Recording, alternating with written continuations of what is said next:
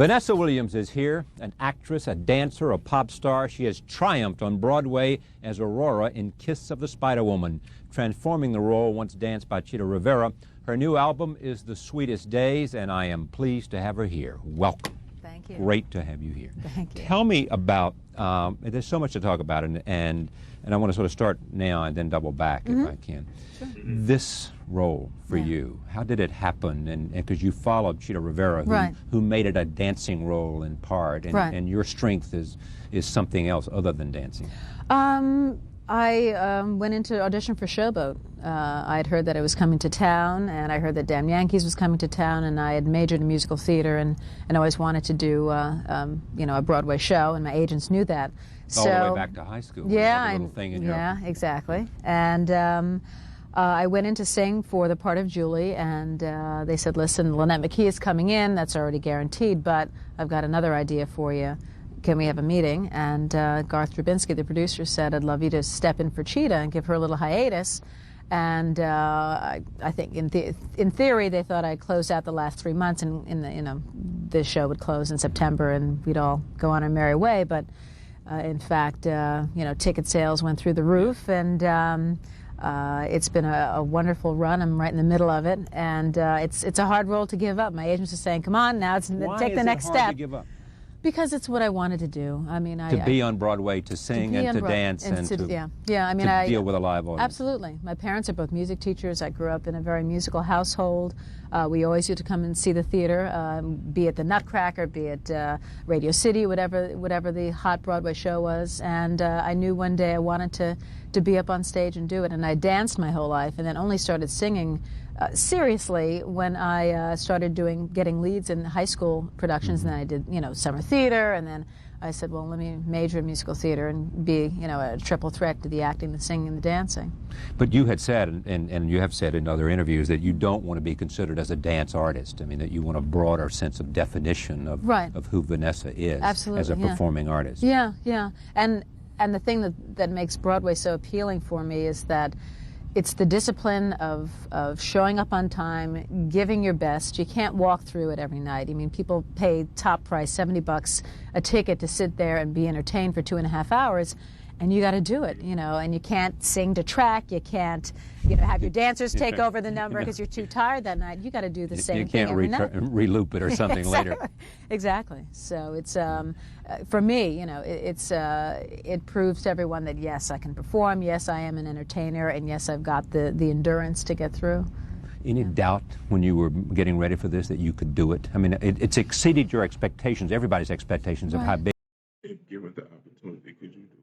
It would be, because they did know you were an unknown quantity. Right, exactly. And so it did go through the roof in ticket sales and all those other things, and critics have approved, and Tony Awards and those kind of things. But in your own mind, did you say, I've prepared myself for this, I'm ready to do, I can make the best of this shot? When I saw the show, when I saw Chita do it, when I first was brought by the producer to watch it, I watched every number carefully, and then after you know, the show, I was really excited. I said, I know I can do this. So I was more not anticipating the comparisons, and which I was surprised that a lot of people didn't compare the two of us, but acknowledged what I brought to the role and said Chita did a great job, and this is different because she made it into a younger, more sensual role, and that's what I, you know, intended to bring to it. So I'm glad there wasn't that, you know, comparison. You know, she can kick higher, she can, you know, has a better split. I mean, it didn't happen. Yeah. What do you like about the role?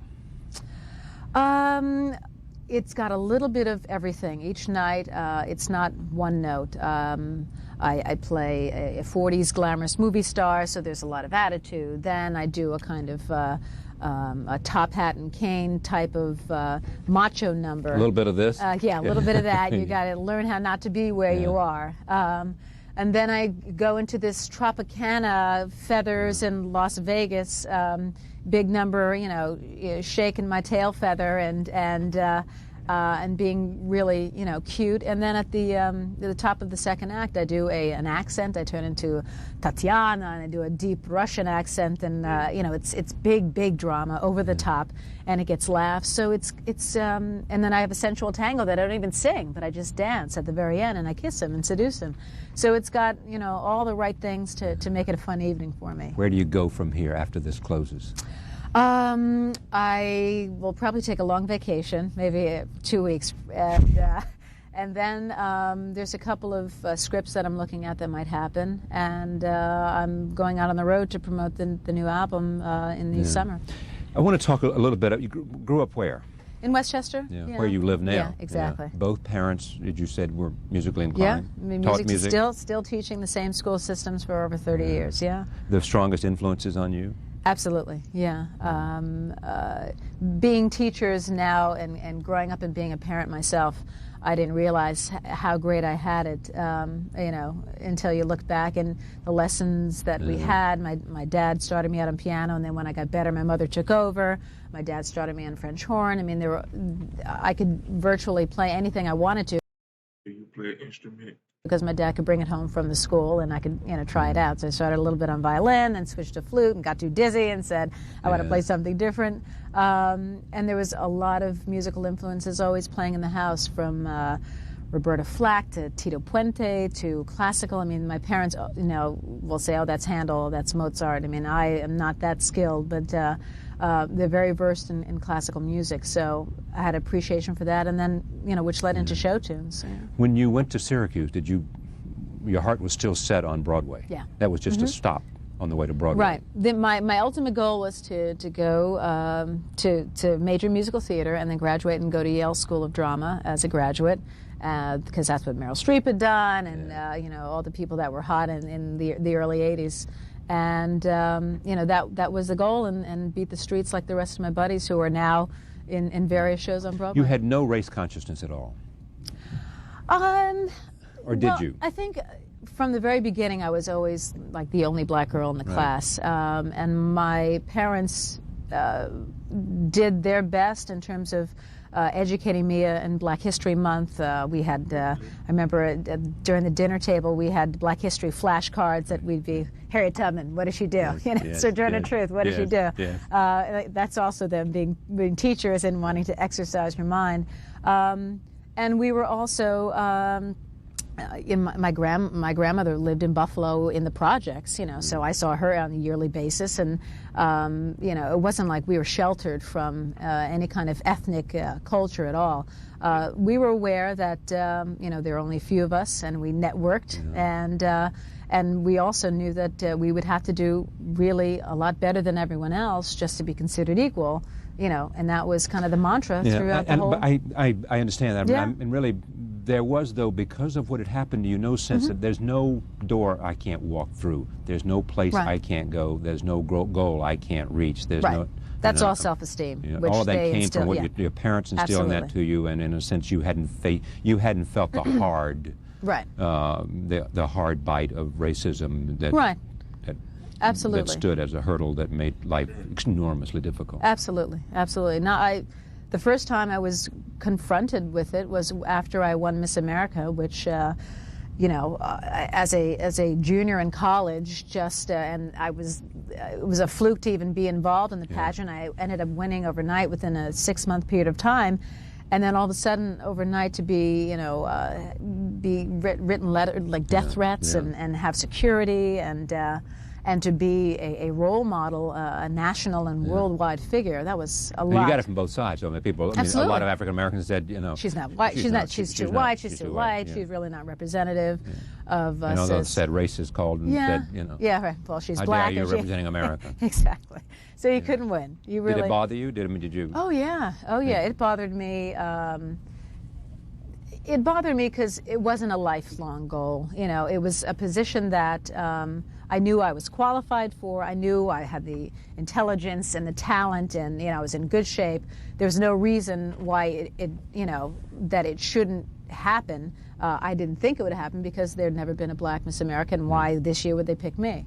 But it hurt because people, lot of the people that were criticizing didn't even see the pageant, didn't even hear me sing. You know, it was just people criticizing you for things that had nothing to do with who you were. Absolutely. And they didn't know me, so it was very hard. You know, they don't know me, and if they only knew me, they'd like me. You know, and at 20 years old, you want everyone to like you. You know, when I hurt anyone's feelings, and you know, 10 years down the line, I'm a lot more grounded, and you know, you can't please everyone all the time, and you know, I don't try to now. Do you get more hardened after 10 years in show business? I mean, going through. It still hurts though. Every rejection still hurts. You know, I just was up for an animated film again, and it's something that I want to do. I have kids, and I would love to get into that voiceover character kind of thing, and you know, it didn't work out, and it's still, you know, it still hurt. You know, but did they tell you why it didn't work out? I mean, they just wasn't the right voice, wasn't the right something. It wasn't the right voice, yeah, and you know, that's what I heard. You know, so those things still, you know, when you want something and you don't get it, no matter how old you are, it still hurts. But I'm a lot more. I have a lot more business savvy, and I know that there are a lot more options for me, you know, now, as opposed to just being locked into recording artist. When was the lowest moment for you during that whole Penthouse business? Was it? You know, I met my husband through the whole. You know, he came in. After the last appearance I did was in Little Rock, Arkansas, when I told my traveling companion, you know, something was going down, and be prepared. Just remind me of what happened. I mean, Penthouse is going to publish a magazine that has pictures of you. Right. I had gotten a call. That they bought from somebody, somewhere. Right. I got a call on July 13th, which was a Friday, from a New York Post reporter saying, and I was up in Watertown, New York, doing the Miss New York State pageant as Miss America, crowning the new Miss New York State. And the reporter wanted to know how I felt about Geraldine Ferrara running as the VP, and I said, great, women, right on. And they said, oh, by the way, I heard from a very reliable source that there's going to, you're going to be in September's issue of Penthouse. And I said, I have no idea what you're talking about. And he said, well, this is a very reliable source. I said, I really don't know what you're talking about. So I immediately called my lawyer. I said, I don't know what's going on. Let's find out. And my parents were up for the pageant, and you know, I knew something was going down. I said, with, you know, my parents in the room, I said, I don't know what's going to happen, but you know, I made a mistake a couple of years ago. They didn't know up until that time. Yeah, exactly. Right. And that was, it wasn't the lowest point, but it was the most difficult. To tell them. Yeah, to tell that, because you know, these are, to let your parents down is the hardest thing to do, you know, in your life. Yeah. And they were so supportive, and you know, I kept saying, you know, I'm sorry, and I was crying. Tell me in the comments, have you ever heard of this situation? Because I haven't. And they said, you have nothing to be sorry about. We love you, and we'll make it through it. And that's all I needed. And after that, I was, you know, as strong as I could be through the whole thing. So that was the most difficult. And 2 weeks later, you resigned, was it? Or? Yeah. After that, I had like another appearance in Little Rock, and the news broke in Little Rock, and getting from the airport, getting from the hotel to the airport was like some B movie. I mean, I had camera crews chasing the limo, and I actually went out on the tarmac and climbed up through the stairs. I mean, I hung out in the cockpit. It was funny because, you know, all this fuss being made over me, I just couldn't, you know, fathom it, that, you know, all this brouhaha, watching it, you know, Dan Rather's talking about me and my life, and me being a symbol. It was so blown out of proportion that I felt somewhat detached, because it was a symbol that they were talking about. It was a symbol of ultimate purity, and the symbol of, you know, the ultimate, Miss American on the one hand, this woman is engaged in these pictures with another woman and all that. Right. And I was just, you know, an average Joe in the middle. So I was somewhat detached, but of course, you know, I felt a lot of it also. But in all that, my husband, I met him because he came in and arranged the press conference and set it all up. And from that, we started our relationship, a working relationship, which turned into a romance. And it was very much of a buffer from everything that was happening, all the mayhem that was going on in my life. It was great to have this new relationship to kind of hold on to and to nurture, and it was really flourishing. So that was my escape at the time. Any regrets now that you were involved in Miss America? Any regrets? Well, I mean, it was 10 and a half months, almost 11 Yeah. months. So I was getting road weary, and I was looking forward to my vacation and looking forward to getting on with my life. So I had done pretty much everything that I wanted to do. I mean, I had visited the president. I had been at a state dinner. I had sang with Bob Hope. I had been on the Love Boat. I had been on the Tonight Show, done all the great things that are, long-lasting memories. And I also spoken to 4,000 black kids in Atlanta who never thought they'd ever see the day when Miss America would be black. So all those important things I got a chance to do. And I mean, I remember having older black women come up to me in tears saying, I never thought I'd see the day. God bless you, God bless you. And for someone who had no intention of even being a symbol in life, just, trying to hoof it on Broadway eventually. But that makes you feel really special. I mean, Absolutely. to know that people feel that strongly and to understand. I mean, Right. that brings a consciousness, too, Right. of what it means for someone to see their own race in a role that they never imagined. Right. Right. Well, the first time was when I visited Selma, Alabama, as Miss America, and I had George Wallace sent a proclamation of being a lieutenant governor for the day or something, and I had to tell my mom, "You're not going to believe what I got today." Because I remember seeing the pictures of, just the news footage of him standing at the door. And then also, I remember that night also having armed guards outside of my motel room in Selma because of the death threats. It was that scary. How long did it take you to just to not think about it and to move beyond that and really be able to focus on what you were going to do with your life now that you had been knocked off? Right, well, I kind of put blinders on and just went ahead. Yeah. So almost immediately, I started auditioning for things. I did an off-Broadway show immediately, did some traveling, got out of the country a little bit. What was the breakthrough? The breakthrough was, I guess, the first album. The first single was a surprise. I think it was a novelty record at first because people said, "Oh, this is the new one from remember her?" Yeah, right. And people started. Where's my Playboy pen out? Right. Yeah, right. And people started playing it, and because it was a good record, and it started getting played, and it climbed up the charts, R&B. But the R&B audience. There were some that weren't supportive, but overall, Black radio embraced me as a recording artist and would always say, "You'll always be my Miss America." And from that, on the third single, "Dreamin'" was a legitimate, a great record, I think. Yeah. And, it finally started to break through. And on the second album, I'd say "Save the Best for Last" was, the solid hit that the Bon. What's your favorite album of hers? Yes, she can sing. Yes, she's an artist. Yeah, we'll accept her because people didn't even know that was me singing. They just loved the song, and that's probably the true test. Yeah. And always there was the dream of Broadway. Yeah. And my you were first becoming Broadway a recording audition. artist, but Broadway was the and a lot of people who didn't know me didn't know that I could do it as had the hunger for that, the passion. No question that you, in your own mind, you knew I can come back from this. I don't know whether it's psychic or whether I just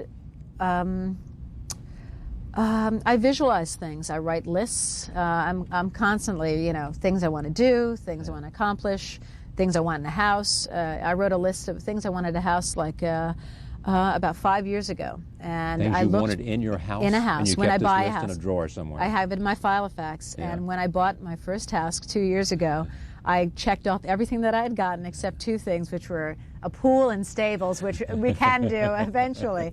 But so I'm a firm believer. That's proof that manifestation does work. In putting it out there and having working goals toward and it. going and working hard to achieve them. Yeah, and absolutely. What's on the list now?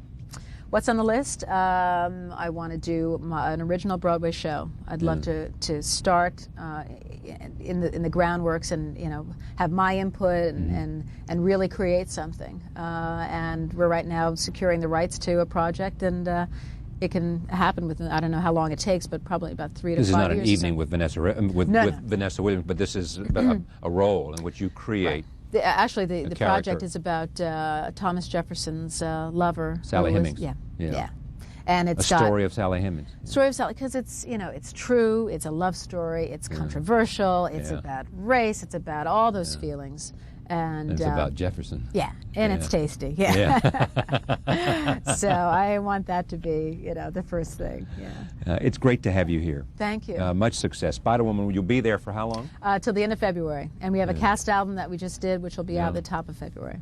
Your story, I think.